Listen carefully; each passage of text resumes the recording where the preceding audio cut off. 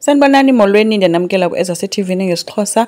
Unjengayo nomkakhe babone ukuba alisebenzi icebo lokubuyisa uKwenzo ekhaya, baqonda mabasebenzise uSibongile. Uyile ke uSibongile kuKwenzo eyomcenga abuyele ekhaya and achate uNomalanga kuba kaloku baninzi abantu abazolahlekelwa yimisebenzi.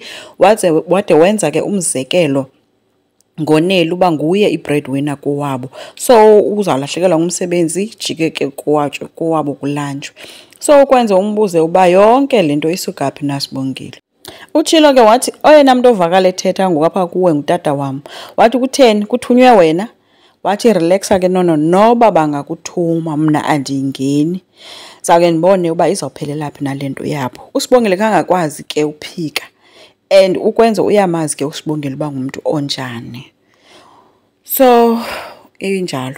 Unomfundo ke ucele 3 days off andithi yena uyazikhupha nonjengaye ke utheke kumkakhe usayemagate kune business seminar ayo attenda. Uthe umkakhe sithi hayi bekuzoba mnandi babesohamba sobabini wathi njengaye kakhulu kodwa ke kufuneka kube khona umuntu oshiyekayo kulento kaKwenzo kaloku apha endlini.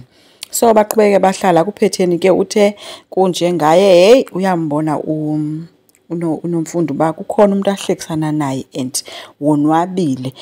Shame akazi yena uba ubalisela le ndoda yakhe yiyo lihlekisana nonomfundo emonwabisileyo phambi kwakhe phofu.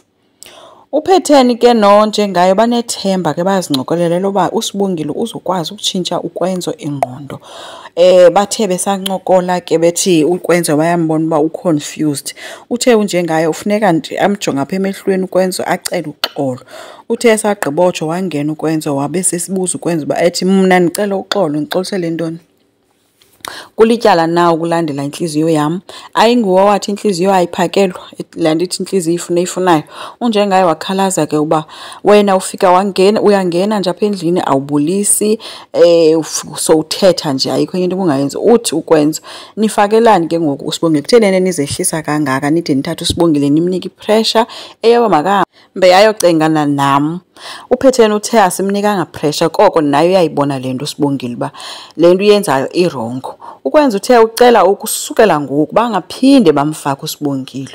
Unjengaye uthe ulate ke ngoku ndoda ngoba kaloku wena ukhethe yena uSibongile.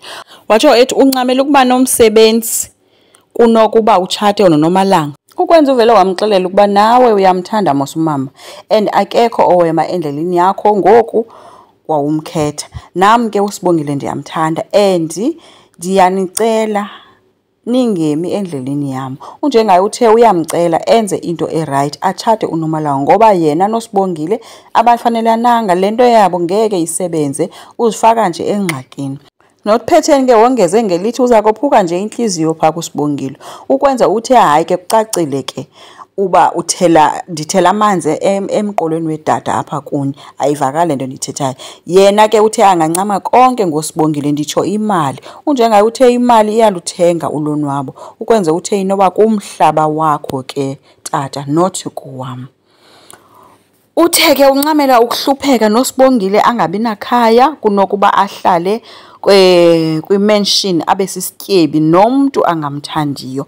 Ucela bamxolele ngeke ayitshintshe eyakhe ingqondo. So uyawaphakama washiya behlela apho bengaziba mawathini. Uhlangene noSibongile ke uSibongile bembuza ke uba userious nyani nangaye. Uthe userious njengesifo senhliziyo. Watsho ethi zange yena amthande kangaka umuntu and ayikho into ezomstopha ukuba angabi nayo. Uthe nditsho abazali bam ngeke benze nto. uSibongile ke oko ngabaza uba what if senza i-decision errong. Sazi kangakanani uba lento iright. Ukwenza uthe soze asuke kuye noba kunjani na. Uthe uthando kukuthatha i-risk. uSibongile uthe what if lento imenza ba abe yi-enemy yabazali bakhe. Ukwenza uthe kunani ngoba mna ndizohlala ndilapha eca kwakho noba ungayi enemy nabazali bam mna ndizohlala ndikhona.